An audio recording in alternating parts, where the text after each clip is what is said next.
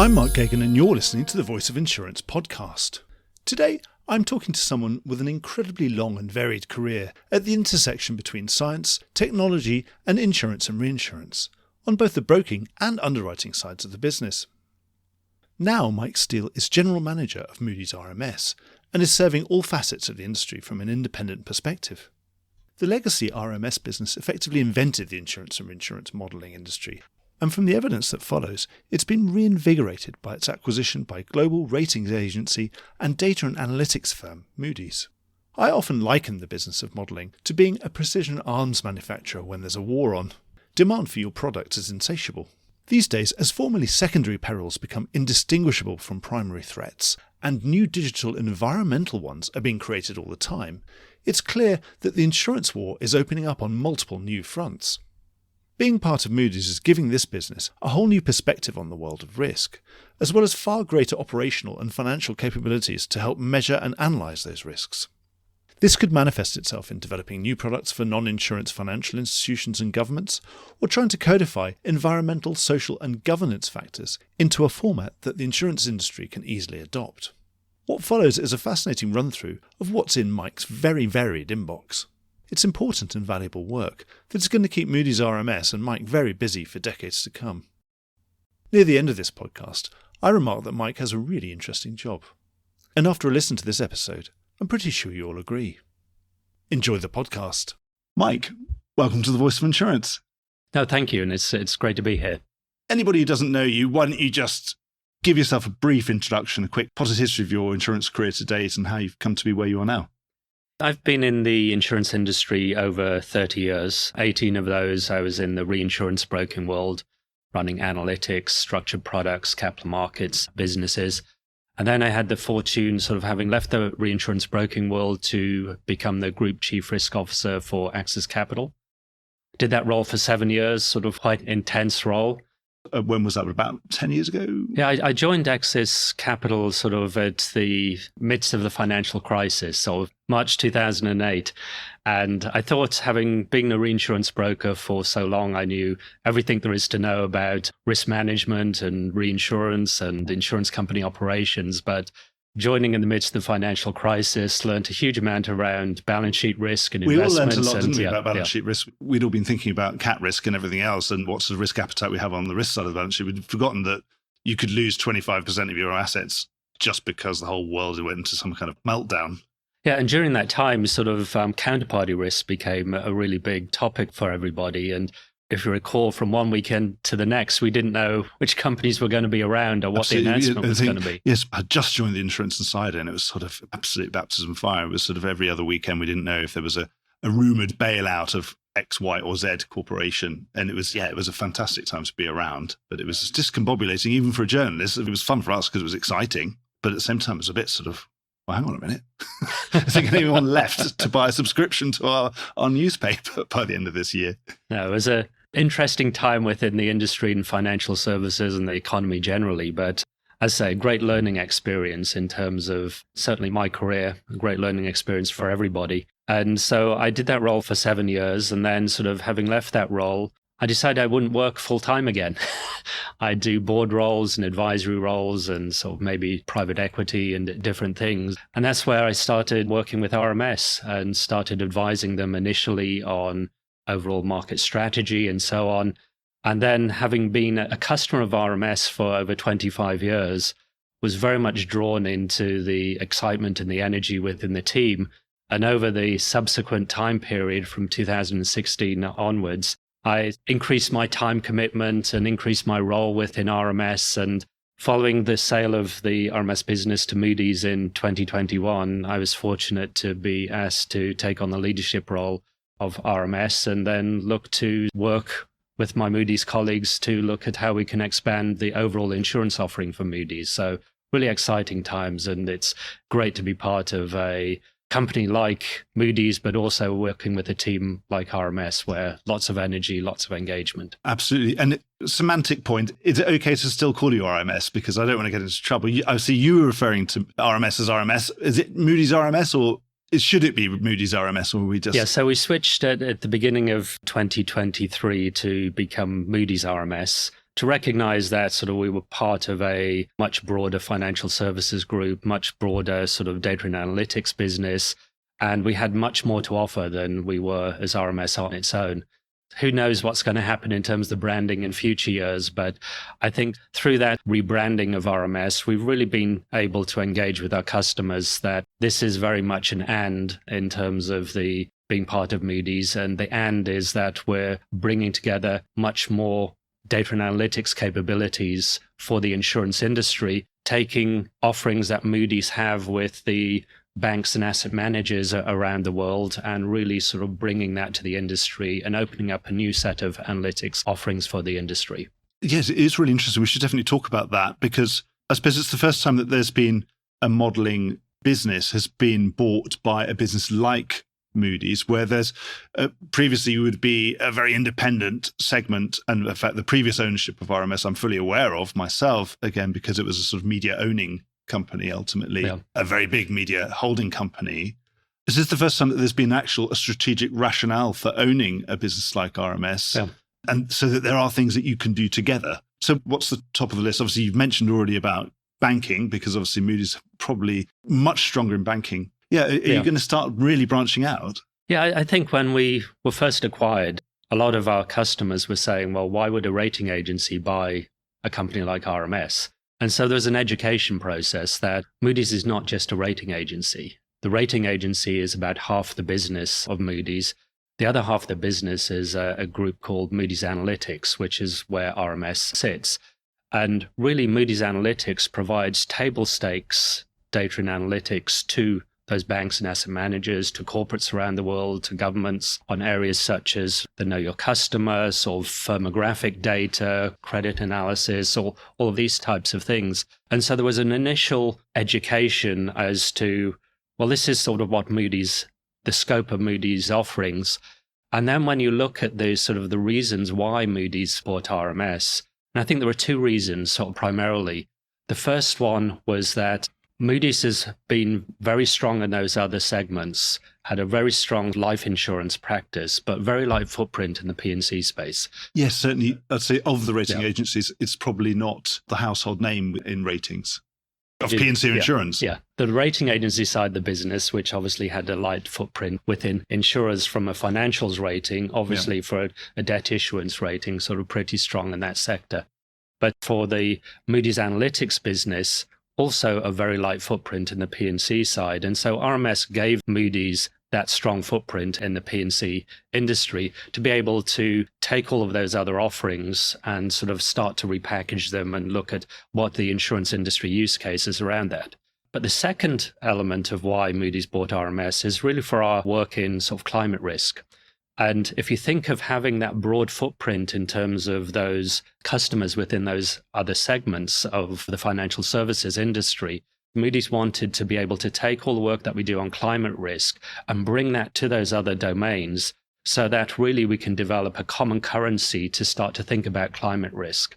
If you think about sort of when RMS was founded back in sort of the late 80s, early 90s, sort of, and particularly after Hurricane Andrew, there wasn't really a common currency around how the insurance industry's talked about cat risk. And RMS really helped define that common currency, that language, so that counterparts could trade with each other around cat risk, a common understanding on data formats, around the analytics associated with that. And really, we've done that in terms of climate risk within the insurance industry, but the ability to do that across broad sets of domains, companies in different segments, really allows sort of that common currency to emerge, but also then the insurance industry to engage with their counterparts in those different segments in the same language, using the same data formats, the same underlying science as the insurance industry has been using for years. So not only can we deliver that climate capability to those other segments, but I also think it allows the insurance industry to engage with those segments and those companies and then sort of be able to solve some of the more difficult challenges around the world. So it makes a ton of sense just from a basic business point of view, because obviously Moody's would like to get in front of a lot of your customers and they're the same people buying those products who are potential much broader Moody's Analytics customers. At the same time, Moody's sells to governments and to much bigger agencies that probably you necessarily haven't had a relationship with. Yeah, we had a very light footprint in those other areas on our own, but sort of Moody's facilitates and enables that sort of much broader engagement with those markets. And it's a stronger voice within those industries than we had as our RMS on its own. But we're also part of essentially a data and analytics business now, which has a much broader scope. So we've seen over the last 2 years an acceleration of our investment in the different areas that we're looking at, because we've got a very strong balance sheet sitting behind us, a parent who is really committed to the data and analytics business and sees the opportunity to really bring more capabilities to the insurance industry through the engagement that we currently have. And of course, you've got those non-insurance financial institutions, banks, let's say. Again, that's probably a large opportunity because, of course, a lot of banks they don't necessarily understand. They've got a lot of vicarious insurance exposure, haven't they? Particularly mortgage lenders and all sorts of people. Yeah. Well, we started off looking at climate risk for these sort of banks and asset managers. If you're putting out a loan for the next 30 years, obviously the climate signature of that particular asset is particularly important. Yeah, and if it's at the top of a hill today, but it will soon be an island. Yes. and it's a very different risk, aren't they? Very different risks, and the risk profile changes out over time. So we introduced a product called Climate on Demand, which produces climate risk scores on a global basis at a 10-meter resolution. So any asset around the world that a bank may lend against, we've got the climate signature today and how that climate signature changes out on different climate pathways over to 2100 timeframe. So it's a very different product than what you're selling to an insurance Well, what's company. interesting is it's a very different product. We have about 130 banks and asset managers who are using that product today. And then we started introducing not just a risk score, but the expected loss and how the expected loss changes over time. And we're working on looking at the distribution of loss and how the distribution of loss changes over time. And as we've started to do that, we've got a number of insurers who are looking at that saying, well, actually, I'd be quite interested in understanding that, but also understanding it in areas which are less well modeled around the world. So if you take Africa, for example, sort of less well modeled from a conventional modeling point of view, these types of risk scores and the distributions of loss at that type of resolution are particularly important in terms of because I suppose often, yes, when you're looking at territories that don't have a huge amount of premium income, obviously it's not necessarily a commercial imperative for you to go and model a country, because if they've got a very small insurance industry, I suppose you'd only wait, obviously everyone wants to model the US because it's where half all the premiums in the world are. Yeah. And that's the other interesting point of being part of Moody's, because you're right in terms of our decision criteria. Say when we're on our own as RMS, it would be, well, where is the insurance industry? Where are the premium dollars? Where is that footprint? But as we've got customers across different segments now, where are the banks sort of dominant? Where are the asset managers? We can build more of a investment case because we've got a much broader customer base. And you've got governments themselves and sort of pan-national bodies like the World Bank and these sort of things. They're all very interested in working with you. Absolutely. And we've done a lot of work in those different areas. We did work previously, but again, that's really accelerated. But having started those conversations with those banks and those asset managers about their climate exposure, you're right in terms of your earlier comment that it then dawns on them, well, we have exposure today. Yes. And if you take sort of uninsured exposures, it's essentially feeding through into the sort of default probabilities of particular loans that they're putting out there. So we're increasing our engagement with those, it affects the bond companies. It affects the rating of some of those bonds that are backing all that. Yeah, it has to. It's got to. And if it's not, then, why isn't it? And it ought to be incorporated. And obviously, it's all about increased sophistication on all sides. Yes. Yeah. Something that I've admired Moody's from a distance, being one of the first companies to really try and get into the weeds on ESG modeling. Again, something that's such a vast topic because, one, it's 3 topics in one, and something that we're probably not talking about as much. We seem to all be talking about AI this year, but certainly a couple of years ago, it was all we could talk about. And it's obviously something that's not going to go away. Again, there seems to be huge potential.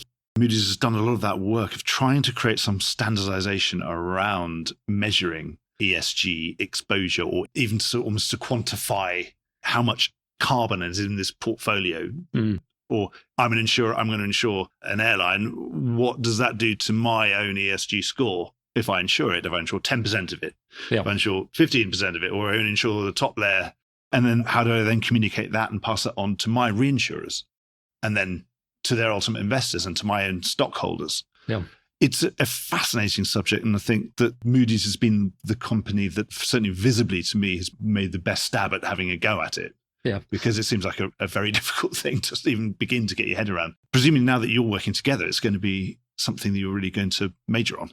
Well, ESG is one of those aspects. But Yeah. if you step back and look at one of the data assets that Moody's have, we have the largest public and private company database in the world, around 470 million companies. So we've got data sets on who owns that company, who works there, where they're located, the subsidiary structure, who their suppliers are, all of those types of things. And on 360 million of those, we've also got the ESG score. So it creates the ability for an insurer to look at a portfolio of risk and understand the ESG profile on that portfolio of risk.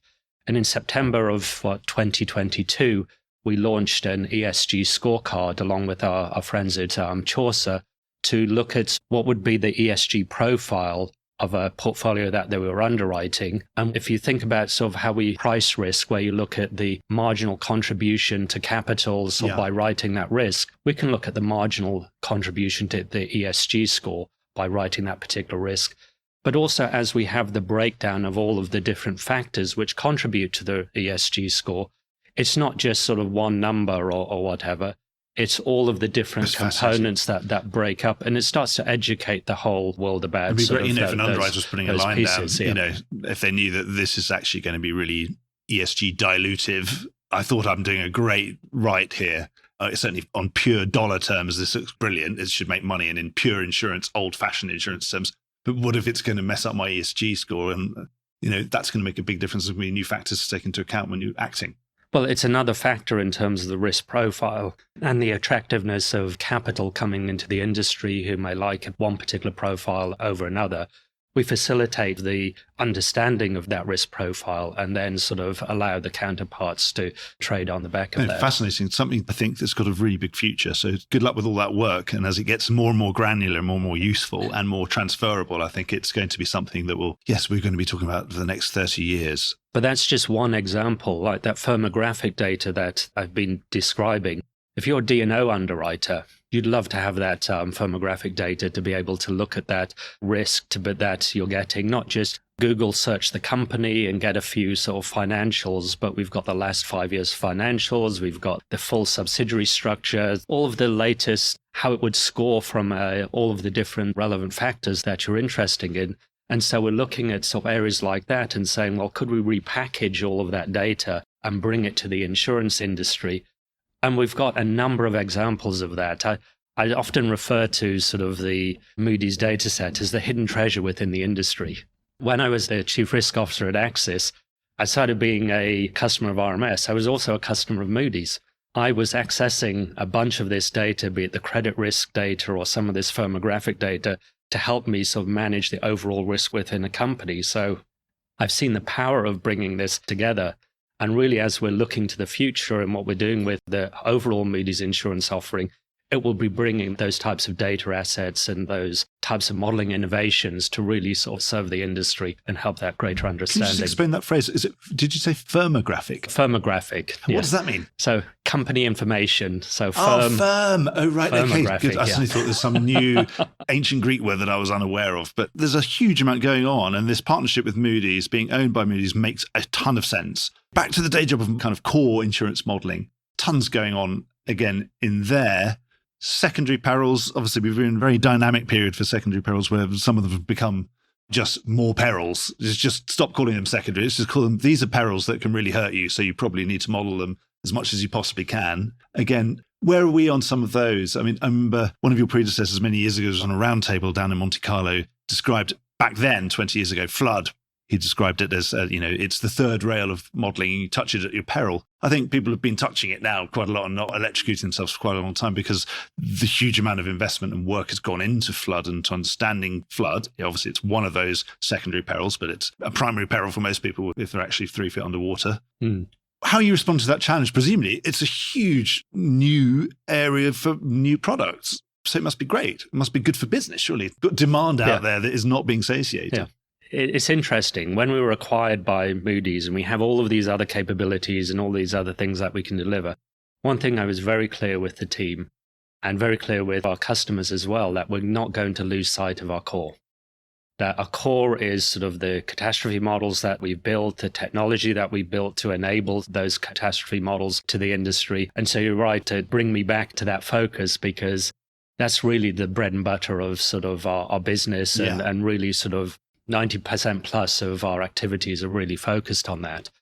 So looking at secondary perils as a particular area, it's one of those things that sort of we've tried over the last couple of years to expunge the term secondary perils from the dictionary. I think once you've paid so many billion for it, you'd say, why does it need to be called secondary? It sounds pretty painful to me. Well, and if you look over the last 5 years, there are a couple of reports out there which suggested that the so-called secondary perils had been responsible for 60 to 70% of the loss over that last 5 years. So there really are not secondary anymore, that distinction between primary and secondary. And we started to look at, well, could we call them earnings perils? Because they were really hammering the earnings of a lot of insurance companies. Absolutely. And we'd see it across the world within this. But interestingly, when I was talking to some of our Italian insurers at Baden-Baden, and they were talking about the severe convective storm, the hailstorm losses that we had in July of last year there, they're actually hitting some of the top layers of CAT programs. So it's not earnings anymore. Yes. But so they're really important to look at that. So what's top of your list? It's quite a long list as well. Well, what we did sort of, and this is one of the reasons why a number of years ago, RMS started developing what we called high definition models, or HD models, to really look at the nature of some of these perils, which were much more complex than the traditional perils that we looked at, looking at the correlations between perils and around geography, getting into perils where we needed much more granularity in terms of the way that we were modeling the geographic exposure. And so we started on that journey to look at sort of flood was the first, but severe convective storm, looking at these types of perils, putting a new, more complex modeling engine into that. And it's why we needed to move our platform from an on-premise sort of modeling environment to a SaaS-based solution, because we needed more compute, more power in order to run these types of models. We launched those models, and we're starting to see real uptake as our platform has achieved scale, as our customers are really seeing a lot of loss coming from these types of perils, and really sort of a focus now from the industry on really how do we tackle that, particularly with some of the changes that have happened with the reinsurance market over the last 2 or 3 years. Yes, and yes, any listeners to the podcast would recommend listening to the last Monte Carlo special and also the 1/1 special we've just done, obviously, and the real story has been, yes, far increased retentions for insurers, i.e. having to retain a lot more of these sort of perils that they previously would be able to share some of the burden, or a lot of the burden, or sometimes 100% of the burden passed on to reinsurers, and now that's certainly not the case. Really interesting what you're saying about all these perils being connected. So a severe convective storm, I suppose, obviously it's very windy. It can produce spin-off hurricanes. It could produce flash floods.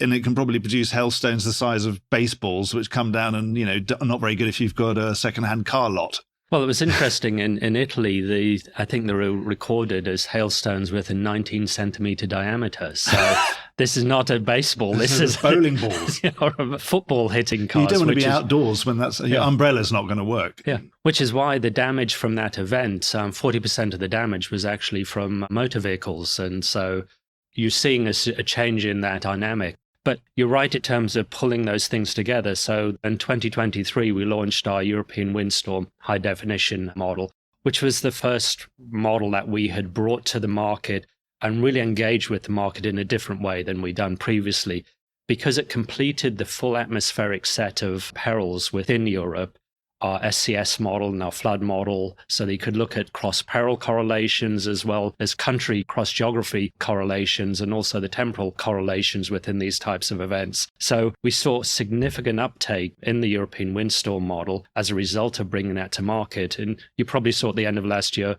Allianz issues its cat bond on the basis of that model, where we saw really good acceptance. Oh, excellent. Again, you said right at the beginning, we couldn't have the ILS industry if it hadn't been for the development of RMS. I think you can say that those two things have gone hand in hand, bringing new capital into the industry on the back of your new understanding that you've brought to those ultimate investors. Yeah. I'm going to need to quickly unpick, you said SaaS, which is software as a service. So that's effectively cloud computing, whereas rent lots of computers and bring huge amounts of computing power to bear on some very complex problems and lots of knotty number crunching that needs to be done. In a very fast time frame as well, and at a scale that we couldn't do previously. Yeah. So you're really putting the analytics in the hands of decision makers in real time now. You're not going to sort of have a server sitting in the corner or somewhere in the basement of your office and send someone off and then say, yes, sorry, it's going to take 36 hours to run that program. That's not going to happen anymore. That's going to be all done on the fly. Well, it's done at a much, much faster pace than it was still have done that previously. sort of spinning wheel of doom while you're waiting for it to process, but otherwise, well, yes. we deal with really complex portfolios. The platform that we've developed to be able to run these models, we have around 150 insurers, brokers, reinsurers currently on the platform. We're running about 5 or 6 billion locations a month on the platform.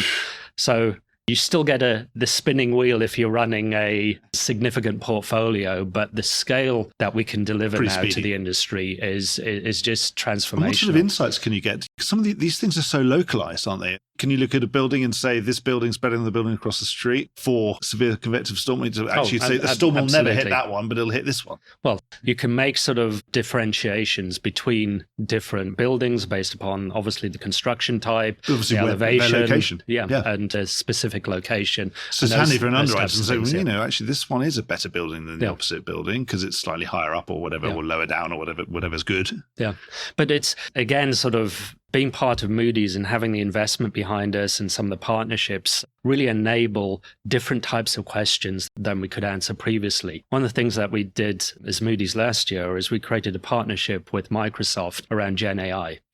And so we introduced a Gen AI co-pilot into our intelligent risk platform, which runs our models. And if you think you've got a platform environment there where you've got all of your exposure data, you've got all of the results from all the models that you run, and now you can start to interrogate that with natural language queries in a way that we couldn't have done previously. So you can say, tell me, do you think there's any correlation between people having red front doors and having bad loss records? Not quite that type of question, but other things. We did a demonstration at our Exceedance conference last year of the prototype of this co-pilot. And we demoed sort of a situation where you've got a hurricane, which would be, say, off the coast of Florida. Now, you as the CEO of an insurance company, what would you want to know? Where is this going to hit? Sort of, what's the likely losses? Where's it going to hit? What am I going to get? And am I covered? Yeah. Which contracts are affected? Sort of within those contracts, what the limits exposed? And then things like, have other events happened in history? Do I need to run out to the live cat market right now? Yeah, those types of things. And typically sort of the CROs or the CEOs of the world would ask those questions to their cat analysts, and they'd scurry away, and it may take a couple of days to come back with those types of answers. With that type of technology within the platform, you can start to answer those questions in real time and think about the insights that creates, and also where it would lead the industry in terms of the sorts of questions that we can answer in future. You take a portfolio of risk and you'd start to look at, well, where are my hotspots? I remember sort of during my time as a CRO, really struggling with that question. We had an insurance business that was writing catastrophe risk, a reinsurance business. We had underwriters all over the world. And you put together all the accumulation systems and all this sort of thing, but you try scratching your head saying, where is this concentration? Where am I going to really get hurt? And we had a loss from the Calgary floods where we had one division writing on one side of this flood area and another division writing on another side. And we hadn't put together the fact that a flood could take out both and we would get that clash. With that sort of technology that we've got now, those sorts of looking for hotspots in your portfolio, looking at concentrations of risk before the losses actually materialized to tell you had a concentration. Again, much more insights that we're creating. And now you can be training that generative AI to go and find it for you and keep flagging things up and say, by the way, don't you think you should have a look at this? I'm worried about this. Yeah, I'm worried about this, and why not buy FAC on that concentration? If you take that concentration out of the equation, it's not so bad. Yeah, so those sorts of things that you can start to look at within your portfolio using this technology. My original question about all this is that it sounds like we're at a very sophisticated stage already, even though we're talking about these secondary perils as if we've somehow back at year zero trying to learn about them. It sounds like you've already learned a huge amount about them. It's nowhere near that we've set the clock back 20, 30 years. We're starting from zero. It sounds like we already started from quite a big leg up. Well, we've got a big leg up, but we're constantly learning. And I think that's one thing that we need to never take for granted, that events are going to teach us about different aspects of the risk that we may not have seen before, or that we may not have emphasized before, or things like post-loss inflation, legal changes within a particular country that will materialize, or supply chain issues within. So it sounds much more holistic. Yeah. And again, I suppose, and if you bring that core Moody's offering as well, of course, you've got the other side of the balance sheet, the asset side of the balance sheet, of course, which we always forget correlates, and it very often does correlate with big loss events around the world. And we wish they wouldn't, but they do. Again, so I presume you can bring a more holistic view to that as well. Yeah, and we're exploring a number of those areas to see where we can identify those correlations, what insights we can bring to the industry. And as I say, we've got a capability there, this hidden treasure, if you like, which is table stakes in other industries, which we can bring that to the insurance industry and really sort of educate and sort of really increase the understanding of risk within these different areas. What about the real bread and butter RMS, say quake and wind, your core products for the last 30 years? Obviously, always new releases, always new science to take into account. Anything in the runes for anybody? Often this is where I would go back to being a journalist and thinking, what would be the news story? Would it be things are going to get worse because RMS is going to redo its model and everyone's going to recalibrate, and i.e. they're going to have to put the prices up? Or is it good news or bad news at the moment in terms of our view of risk overall on quake and wind? I think there isn't one clear answer to that, but I think what we've tried to do in the last couple of years is really bring the industry along with us, the different parts of the industry along with us around any changes that we're putting through into the model. If you take sort of NAHU, North America Hurricane, when we released version 22 of that model, we had two different sort of views of vulnerability within that, because we identified that there was legislative changes in that we'd seen in Florida. We'd identified that there was sort of inflationary changes that we were seeing in the data. And we wanted to engage with the industry around this. We had our primary view, but we were flagging these things are out there. We really want to engage to understand your views on it, to engage with all of the different stakeholders. And then we were able to bring that back together in version 23, having had that engagement. But through that process, the whole market was educating about the different aspects of the changes that we were seeing. If I go back to, say, 2011, 2010, 2011, when RMS sort of would bring sort of models out. Here's your model. Here's the model. The results would change, and then the industry would react to that. I remember writing news stories saying it's kind of RMS has kind of put the cat among the pigeons. So what you're saying now is it's a far more collaborative, far more transparent process, and therefore is far less likely to produce shocks. Yeah, we're never going to shy away from the science and what the science is telling us and what the data is telling us. So we're going to take the independent view that we're going to sort of change our models where they make sense because of what we're seeing. But we're going to adopt that collaborative approach to bring the industry along with us.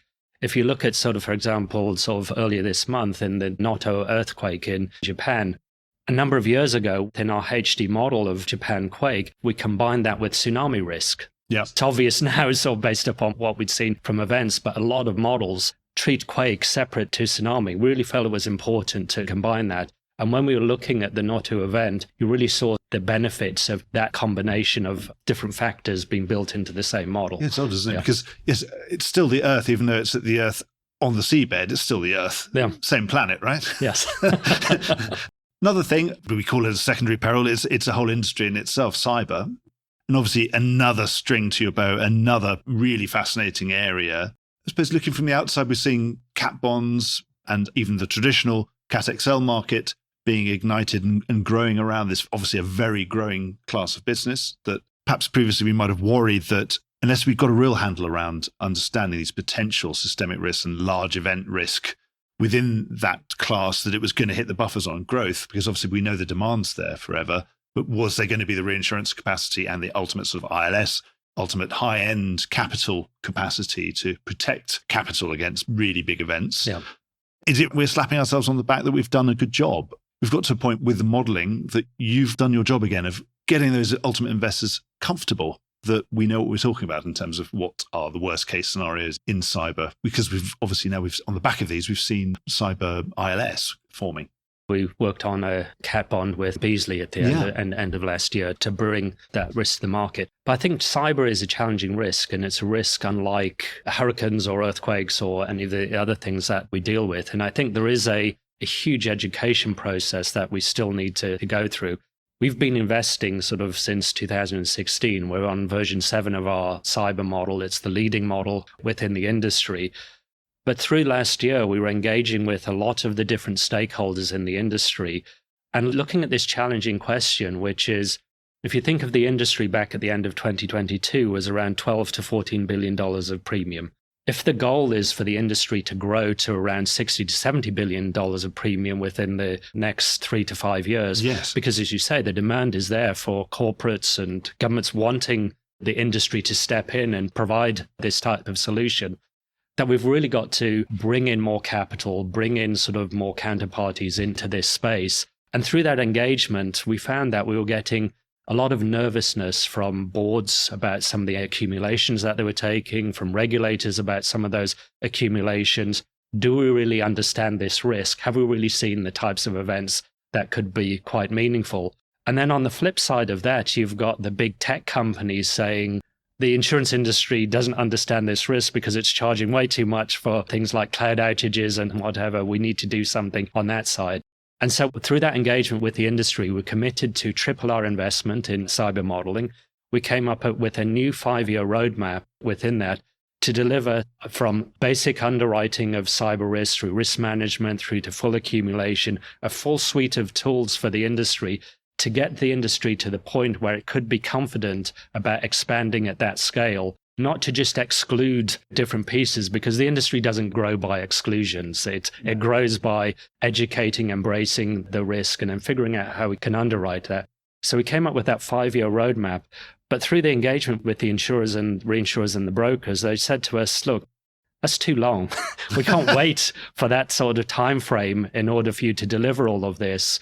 And that's where we came up with the idea of the Cyber Consortium, where we've got a number of the key stakeholders within the industry and BitSide, who provide a lot of cyber risk data to the industry, who Moody's own a significant share of BitSide. We brought that consortium together to really say, well, how can we accelerate that development from a 5-year roadmap round to a 2 to a 3-year roadmap?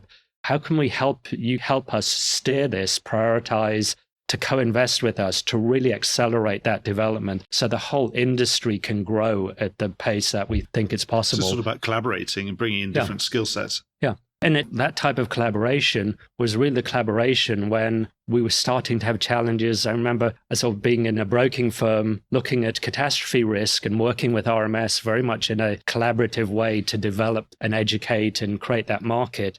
We see that same opportunity here as we look to really scale the cyber market to a point where we can really play our role in society and really deal with the cyber risk. Absolutely. And you're mentioning there is almost an ecosystem approach, and it seems to be, again, another development within your world, I suppose, again, and certainly in all of the high-end, high IT-heavy world, seems to be this collaborative approach, the idea of providing people with a platform upon which they can run different models. They could run models that belong to third parties. Yeah. Perhaps that recognition that we can't be all things to all people, and that there are going to be specialists, and this is a very broad industry, and you should perhaps that you're going to want to play your role as being a central playing field upon which people can do lots of other things. Yeah, I think you're exactly right. The analysts within the industry spend too much of their time taxiing data between different systems, converting from one format to another format so that the exhaust from one system can be ingested to another system, and all of the challenges with that. And so when we created the platform, we really wanted that platform not to be just for RMS models and applications, but to be open to the industry.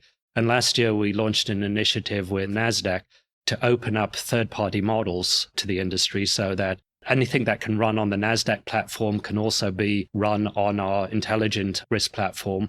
We're working with a number of companies where they've developed their own models that they've developed. Some of the larger companies, the larger brokers have developed their own models, and they want to be able to run those on the platform. They don't want to sort of have to deal with data format conversion or, say, taxing data between systems. They just want to be able to execute models, run comparisons, run validation, get the insights from that, and then get on with running their business and driving profitability within their portfolio. Yeah, imagine if you were, you're an accountant and you'd have to change from one type of spreadsheet to another all the time. It would drive you completely potty, wouldn't it? Yeah. And so we've delivered that capability. but also the format between, like if you think of sort of the number of different formats that are out there within the market. So obviously we have our own format, but we've got OED and seed data and so on. Our platform ingests all of that and does all of the conversion itself so that the companies and the analysts don't need to be thinking about that type of conversion. There's a whole host of different features, and we're working with data providers to bring more data to the platform, application developers to develop on the platform. And the aim is that the industry will corral around this and say, we don't want to deal with sort of data format conversions anymore. We want to just execute models from different sources, and then we'd it's all about thinking about the customer and trying to make it really easy for them to get a better outcome and better understanding of their risk, I suppose. Absolutely. Great. Well, all power to that. That sounds really, really good. You mentioned AI earlier, but more in the context of risk management for an insurance company, for example, looking at their own accumulations. What about AI within your own business? Presumably, this is a great boon. AI will allow you to spin up new models quicker, i.e. will write them for you. We've been using AI for model development for a number of years. So just sort of the pure AI wasn't something new that we came across last year. So that development has been happening and accelerated the time frame for our model build. But we also used AI in terms of looking at loss estimation. If you think of the sort of like during the COVID years when you couldn't get people on the ground to go and look at the nature of the damage to a particular building, you were dealing with satellite imagery, you were dealing with, in some cases, you had drone images. But to be able to assimilate all of that information and come up with a loss estimate based upon the damage to particular properties or what we were seeing in terms of some of the flood damage or those types of things, we could use that technology to come up with those loss estimates. And through that time period, we were using that very heavily in order to do that. But then you move on a couple of years outside of that. Today, it's sort of viewed as more basic use. At the time, it was revolutionary use of this technology. And you think about sort of where we could use the sort of AI and Gen AI copilots more broadly. And so we're examining that on a very broad scale. We took our sort of documentation. We have documentation on all of our models, all of the technology that we've got. And so a user would get the documentation, would read through it, sort of would go through the index to try to find where the particular piece was on this particular model or whatever, or what was causing this piece. So last year, we put a copilot into that so that, again, we've got sort of a natural language query on all of our documentation. So our users can then sort of query that documentation and then just say, where is this, rather than... where is this bit that's giving this slightly anomalous result that's puzzling me? Yes. And we're investing very heavily looking at how we can use that type of technology across things like our applications development, using the GitHub Copilot to speed our applications development. We're looking at a broad base of where this could be useful to really accelerate our development, create innovations for our customers, and hopefully create more insights and more growth within the insurance industry. Yes, these timeframes are just going to get quicker and quicker all the time. Yeah, and that's where we've got the benefit of having a parent like Moody's behind us with a very broad balance sheet, a commitment to data and analytics. And it's not just in sort of our offerings to the insurance industry that Moody's is looking at this, but this is the ethos across the entire company. A lot of energy behind these types of innovations. I've got a piece of paper with questions on. I think we've spoken about everything on the list. Is there something we're missing? No, I think this has been a great conversation. So thank you, Mark. No, thank you. Yeah. It sounds like you've got a really good job. It sounds really exciting because there's so much stuff going on and it's all fast moving. And it's all really interesting. Yes, it sounds like even if we did another podcast this time next week, we'd probably have new stuff to talk about. Yeah, I was out at the India Rendezvous in Mumbai and talking with the Indian insurance market about some of the losses that they've seen, the evolution of the insurance market and where things are going in the future. And it was fascinating. I always say to people, like, I get my energy from engaging with customers because they're bringing to us challenges on their business, challenges in terms of risk management. And it really sparks us into gear about, so where can we innovate? Where can we really add value to the industry? And then we haven't suddenly made me think, goodness me, this rise in parametric stuff is going to be huge. Again, how is an underwriter going to calculate half these things without really granular models from you? And we're engaged with a number of parties on exactly that. I can imagine. So, Mike, thanks so much for your time. And I really enjoyed our discussion. It's been really good. That's great. Thanks, Mark. Well, I hope you enjoyed today's episode. If you did, Don't forget to subscribe or leave a like or a review or recommendation on whatever podcast platform you used to access this programme. These really help get the word out. Before we go, just a quick reminder that advertising slots are available here and in other places in the Voice of Insurance podcasts. Podcasting is the fastest growing medium and attracts a high quality audience of key decision makers. It's also an intimate medium where you, the listener, are right in the room with me and the interview subjects. Needless to say, that means it's a great way of getting your message out directly to an audience because you know you've got their full attention. It's also very cost effective. So get in touch with Mark at thevoiceofinsurance.com to find out how you could be speaking directly to the industry. Voice of Insurance is produced by me, Mark Gagan. Music was written by Anna Gagan and produced by Carlos Gagan. Check out more podcasts and written comment pieces at www.thevoiceofinsurance.com.